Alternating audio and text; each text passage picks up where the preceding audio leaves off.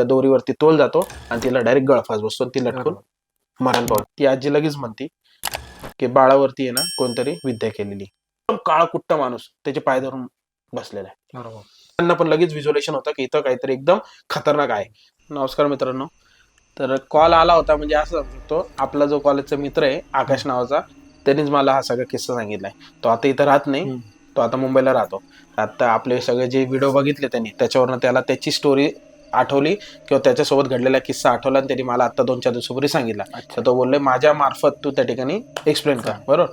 तर किस्सा असा आहे, 2013-14ला त्याची पूर्ण फॅमिली सगळं तो नाशिकमधून मुंबईला म्हणजे त्या ठिकाणी खारघरला शिफ्ट होतो. तर त्याच्या फॅमिलीमध्ये तो, त्याची बायको, त्याचं लहान पोरगं 3-4 महिन्याचा, त्याची आई, अशी 4 जणांची फॅमिली असते. तर खारघरला याच्यामुळे शिफ्ट होतो की नाशिकमधून आहे ना त्याला व्यवसाय वगैरे काही नसतो, तर तिकडं त्याच्या सासऱ्याने सगळी सेटिंग लावून दिली असते, ते तिथं शिफ्ट होतो. आणि शिफ्ट इथं असे ठिकाणी होतं की त्याची बहिणीचं घर समोर आणि त्याचं घर असं त्या बिल्डिंगमध्ये असं जवळजवळ असतं, म्हणून तो त्याच्या बहिणीजवळ त्या ठिकाणी शिफ्ट होतो. तर शिफ्ट होताना इथून ते जेव्हा सगळे सामान विमान घेऊन जातात जवळपास दुपारी 3-4च्या दरम्यानमध्ये आणि 12-1 पर्यंत तिथं पोहोचतात ते त्या ठिकाणी. बरोबर. तर पोहोचल्यानंतर मग सगळं अस्तव्यस्त सगळं असतं, तर ते प्रयत्न करता लावायचं जेवढं होईल तेवढं लावतं, सामान वगैरे दमून जातं. मग 2-2:30 वाजता त्यांना झोप येते, ते झोपता. बरोबर. पण झोपल्यानंतर असं होतं की ते ते जेव्हा खाली लादीवर झोपतात, तो त्याची बायको आणि त्याची आई अशी साईडला झोपेल असते.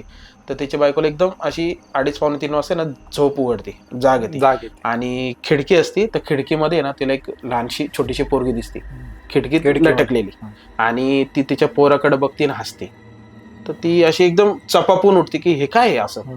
बरोबर. मग ती तिच्या नवऱ्याला हलवते की खिडकीत बघा काहीतरी आहे. मग तो उठतो, असं काहीच नाही. तो बघतो, त्याला काहीच दिसत नाही. तो नाही, तुला भास झालाय, झोपून घे.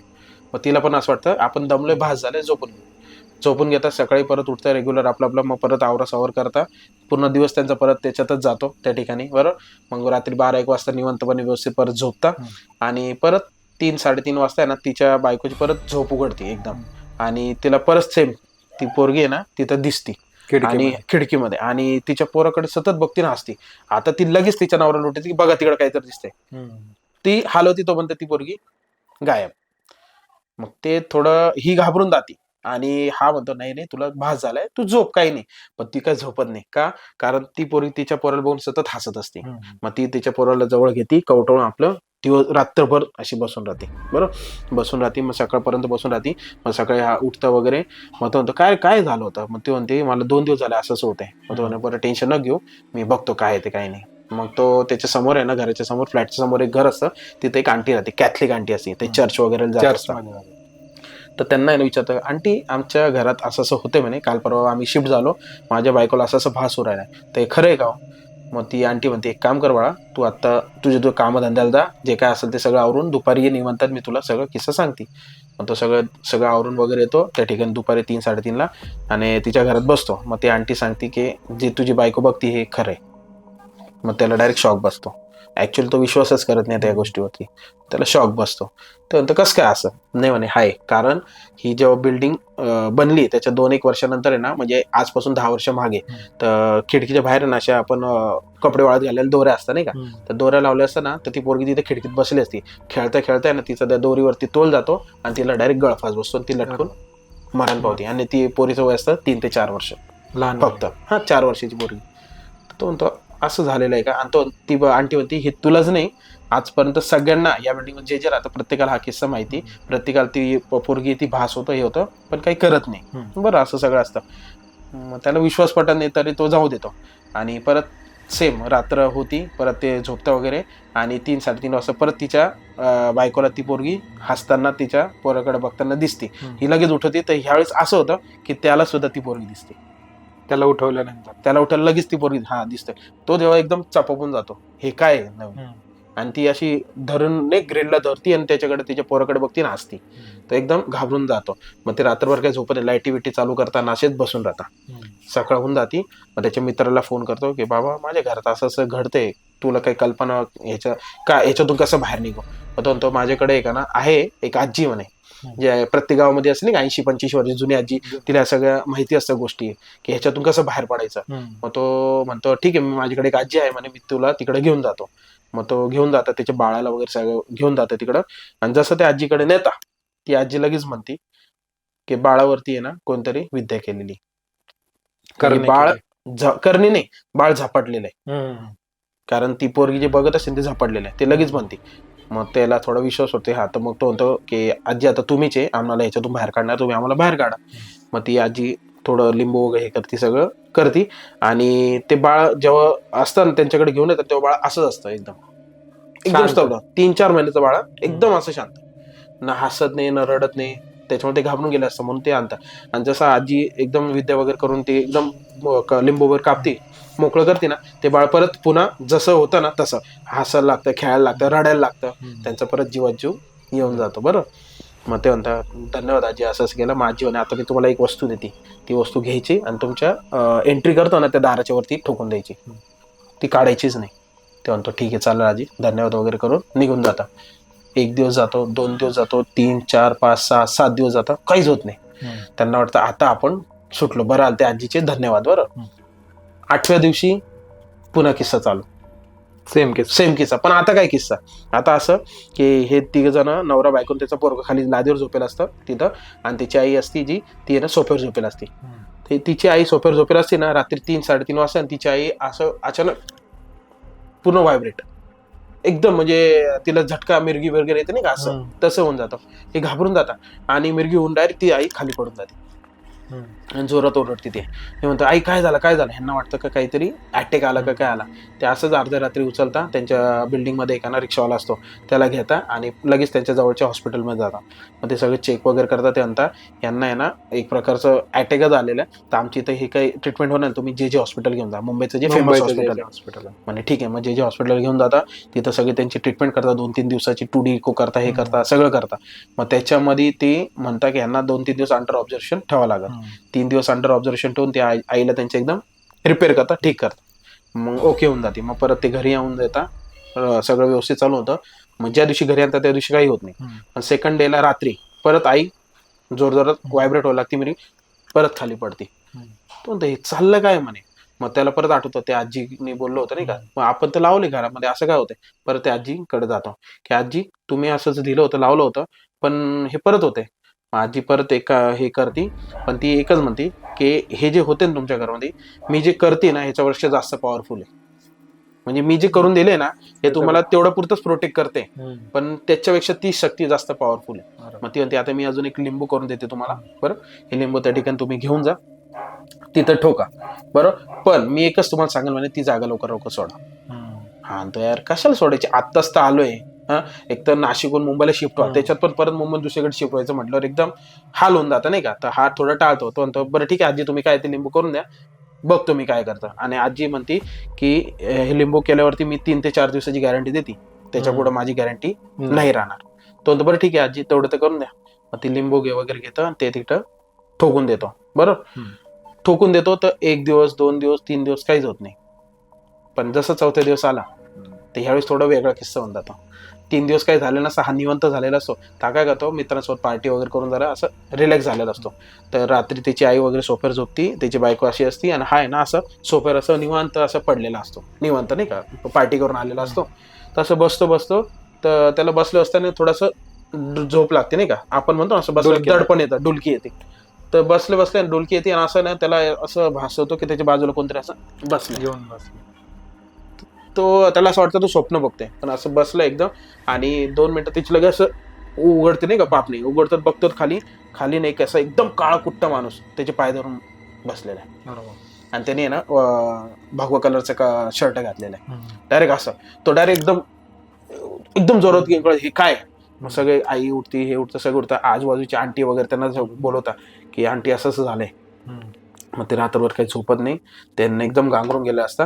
मग तो काय करतो, त्याच्या भावाला फोन करतो की त्याचा मोठा भाऊ असतो तिथं कल्याणलाच राहत असतो तो, की भाऊ माझ्या घरात असं होतंय.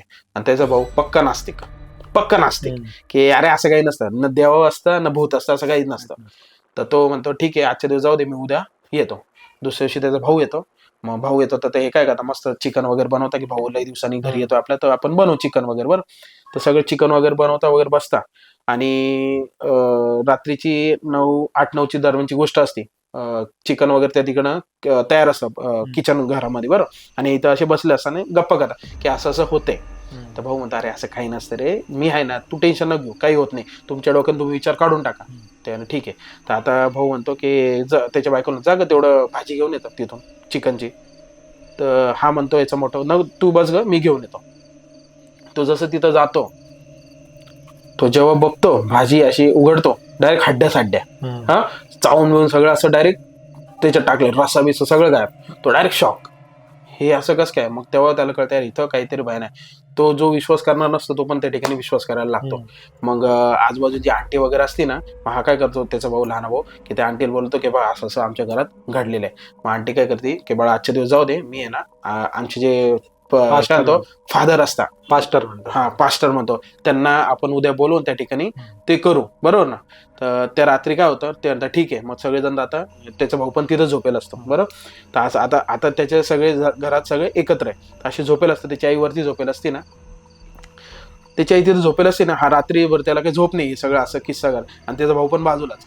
तर अशी झोपेल असताना तर रात्री आहे ना 2, 2:30, 3च्या दरम्यान त्याच्या आईच्या अंगावर ना अशी चादर सरकत जाते नाही का. आणि ते बघते दोघं जण, ते एकमेकाला लगे असं हात धरतात, बघ बघ ते काय होते.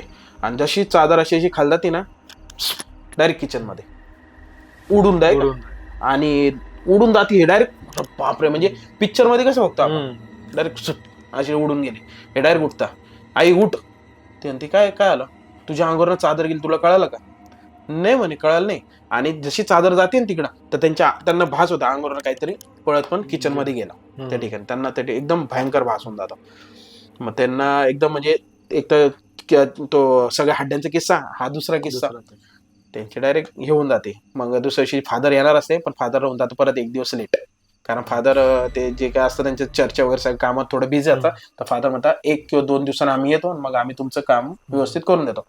त्यांचं काय राहत नाही, पण तरी मग ते म्हणतात ठीक आहे आजची रात्र परत काढू. तर त्याची आई घरी एकटीच असते, आणि हे ना त्याच्या भावाला सोडायला कल्याणला गेलेला असता, की भाऊ आता तुझा फादर येणार, मग आता तू काही थांबू नको, बरं आम्ही आमचं सांभाळून घेतो. मग हे बाहेर जाता, आणि जेव्हा त्याची बायको ते घरी येतात ना, तर रात्री 8, 8:30ची दरम्यानची गोष्ट, घरातल्या लाईटी सगळं बंद, दरवाजा आतून लॉक, हे टक टक टक टक करताय, उघडत नाहीये, जोरात वाजत उघडत नाही. आणि दाराच्या बाजूला एक छोटीशी खिडकी असते, हे ना टॉर्च मारून असं मध्ये बघते, काय बघू तरी काय इतके 8 वाजता तर कोणी आई बंद करून नाही बसत दरवाजा, काय झालंय. तर असं जो टॉर्च मारून बघता ना तेव्हा काही दिसत नाही. आणि थोडं अजून मध्ये टॉर्च मारता ना, तर टॉयलेट मध्ये ना त्याची आई अशी पडेल. अरे बापरे, टॉयलेट मध्ये तिचं गाऊन बिऊन असं वरती, आणि तिची आई डायरेक्ट अशी. तो डायरेक्ट आई आई ओरडतो नाही का, काहीच नाही. मग तो आजूबाजू सगळ्या लोकांना बोलतो, जोर जोरात दरवाजे उघडतो. जसं मध्ये जातात त्याच्या आईला असं उचलून आणतात, त्याची आई डायरेक्ट अशी असं उचलून आणता, बसवता वगैरे. आणि त्या आजीने एक लिंबू दिला असं, ते लिंबू ते काढता, ते तिच्या अंगावरून परत उतरवता. त्या लिंबूवर थोडीफार पॉवर असती, तर ते लिंबूवरून उतरत, आणि तिची आई परत स्टेबल. म्हणे काय काय झालं होतं, तू कस काय अशी. नाही म्हणे माहित नाही, मी टॉयलेटला गेले एकदम मला काहीतरी झालं, मी अशीच झाली म्हणे, त्याच्या पुढचं मला काही आठवतच नाही. ते डायरेक्ट घाबरून जाता की बाबा हे काय असं नाही का. तर मग ते घाबरल्यानंतर मग दुसऱ्या दिवशी म्हणतात आंटीला, आंटी पहिले तुम्ही फादरला बोलवा, कारण आता आहे ना हे खूप वाढत चाललंय. तर मग दुसऱ्या दिवशी फादर येतात, मग ते फादर मध्ये एंट्री करतात. फादर जशी एंट्री करतात त्यांना पण लगेच व्हिज्युअलेशन होतं की इथं काहीतरी एकदम खतरनाक आहे, आणि ते खूप म्हणजे म्हणतो डेंजरस आहे. आणि फादर जेव्हा सगळं किस्से सांगता ना, चिकन खाल्लेलं आहे, हे उडून जाते, तर फादर म्हणतं ही आहे ना एक साधी गोष्ट नाहीये. जेव्हा खाण्यापर्यंत गोष्ट येते ना, म्हणजे हे काहीतरी एक मोस्ट डेंजरस आहे. काही काही वेळेस आपण म्हणतो ना हे साधन असं लिंबू बिंबू निघून जातं, हे त्याच्यापेक्षा डेंजरस आहे. तर फादर म्हणता म्हणजे सगळं पाणी, सगळ्यात पहिले तर फादर एंटर करताना तर त्यांच्याकडे ते वॉटर असतं, ते असं असं शिंपडता, सगळीकडे शिंपडताना. जसं किचन मध्ये एंटर करता शिंपडताना, तर तव्यावरती आपण गरम तव्यावरती कसं पाणीवर धूर निघतो, तर किचन मध्ये असं सगळं एक धूर. तो फादरला डायरेक्ट कळून जातं की इथं एकदम भयंकर गोष्टी. आणि फादर जेव्हा अशी प्रेयर वगैरे करताना, तर त्यांना कळतं इथं काय झालेलं असतं पूर्वी. तर तो आधीचा किस्सा की 8-10 वर्षापूर्वी इथं काय झालं असतं. तर फादर म्हणतात इथं झाड आहे का, झाड होतं का कुठलं तरी मोठं पिंपळाचं. तो म्हणतो नाही आम्ही तर आत्ता झालो, आम्हाला तर काय माहित नाही. मग त्या आंटीला बोलवता की इथं पिंपळाचं झाड वगैरे काय होतं. हा म्हणे होतं ना, ते का ते हाय म्हणे, खोड तोडून टाकलेले म्हणे, आणि तेवढं फक्त खोडच आहे, बाकी वरचं झाड वगैरे नाही. आणि आता इथं बिल्डिंग उभी राहिली. एक व्यक्ती होता जो तिथं फाशी घेऊन मेला होता म्हणे, आणि एक पोरगी होती जी इथं चुकीने लटकून मेली होती, जी 2-3 वर्षाची होती. ही आंटी म्हणते हा बरोबर आहे म्हणे. तर म्हणे ते पिंपळाचं झाड आहे ना तो ते सोडणार नाही म्हणे, आणि ह्या इथं जे जे राहिले ते प्रत्येकाला ते त्रास देणार. आणि ती पोरगी पण सेम तसा किस्सा. मग असं सगळं होतं, ते डायरेक्ट घाबरून जातं. मग फादर जेव्हा वॉटर वगैरे सगळं चिटकता तर ते ओके होऊन जातं तेवढ्या पुरता, बरोबर ना. पण मग फादर एकच सांगता की बाबा इथं तुम्ही जास्त राहू नका, कारण हे मी किती काय केलं ना तर तुम्हाला थोड्या पुरतच त्या ठिकाणी मदत कर, पण मी गॅरंटी नाही देत तुम्हाला हे परमनंट तुम्हाला सोडा. मग तो घाबरून जातो, जो विश्वास न करणारा व्यक्ती तो घाबरून जातो. तो नाही बाबा इथून निघलं पाहिजे. 2 4 5 6 दिवस जाता, तो पटकन रूम शोधतो आणि डायरेक्ट म्हणजे म्हणतो ना एक वेगळ्या जिल्ह्यात शिफ्ट होऊन जातो, म्हणजे त्याच्या सासूरवाडीला. त्याची सासूरवाडी असते कल्याणच्या थोड्या अलीकडं, तो डायरेक्ट सासऱ्याच्या इथं शिफ्ट होऊन जातो. मग 2 1 महिने होतात, 3 महिने होतात, सगळं त्यांचं एकदम सुरळीत होऊन जातं. बरं सुरळीत होतं. तर मग त्याची बहीण जी तिथं राहती, त्यांना ऑलरेडी अनुभव होत असता, पण त्यांना एवढा त्रास होत नाही जेवढा यांना त्रास झालाय. तर त्यांची इथं परत एक फंक्शन असतं. तर ते फंक्शनला परवता की तुम्ही या बरे, नाही का, असं आमच्या इथं फंक्शन आहे. तर हे म्हणतात नाही बाबा आमच्या इथं आपल्यासोबत असं घडलं तर आम्ही नाही आता झाले 2 3 महिने किस्सा, आता काही टेन्शन नाही, तुम्ही या. जसे ते एंटर करता तिथं फंक्शन वगैरे अटेंड तेव्हा काही नाही होत. पण त्याची जी बहीण असते म्हणते आता एवढं रात्र झाले नाही का, रात्रीचं फंक्शन होता, कशाला घरी जाता, तुम्ही इथं झोपा. तर त्याच्या बहिणीच्या घरी जेव्हा ते झोपता परत चक्र तेच चालू होतं. त्याची आई इथं झोपेल असती, सोफ्यावर परत खाली पडती, ती पोरगी त्याच्या बाळाला बघून हसती. हे सगळं रात्री परत ते घडून जातं. तो म्हणतो की बाबा हे इथं राहणंच चुकीचं आहे म्हणे, एकदम आहे. रात्री 3 वाजता ते लगेच उठता, म्हणजे इमर्जन्सी कॅब बुक करता, ओला बुक करता आणि लगेच रात्री त्या ठिकाणी निघून जाता. तर सांगण्याचं तात्पर्य एकच आहे की एखाद्या ठिकाणी एखादी गोष्टीने एखाद्याला झपाटलं, किंवा एखादं आता समजा मी माझं शरीर आहे, माझ्या शरीरामध्ये याला एखाद्याला चान्स भेटला ना तर त्याच्यासाठी ते दरवाजे कायमस्वरूपी उघडे होऊन जातात. म्हणजे आपण म्हणतो ना एखाद्या ठिकाणी वायफाय कनेक्ट झालं की कसं लगेच कनेक्ट होऊन जातं, हे तसं असतं. तर कुठेही गेलं ना ते हे त्या ठिकाणी कनेक्ट होऊनच जातं. म्हणजे तुम्ही त्याला अंधश्रद्धा म्हणा किंवा काय म्हणा माहित नाही, पण ते कनेक्ट होतं. पण तो म्हणतो माझ्यासोबत तो जो घडलेला किस्सा आहे, माझा आपला मित्र म्हणतो हा मी आयुष्यभर विसरणार नाही. त्याच्यामुळे आता त्या जागेत त्या 2 4 किलोमीटर पण आसपास मी आता जात नाही म्हणे. आता मी एकदम लांब आहे ना, आता एकदम सुखी आहे. पण ते जे 2 4 महिने माझ्यासोबत घडले अतिशय भयानक घडले म्हणे. तर असेच नवीन नवीन किस्से बघण्यासाठी आजच ट्राय टॉक या युट्यूब चॅनलला लाईक करा, सबस्क्राईब करा आणि बेल आयकॉन दाबा. धन्यवाद.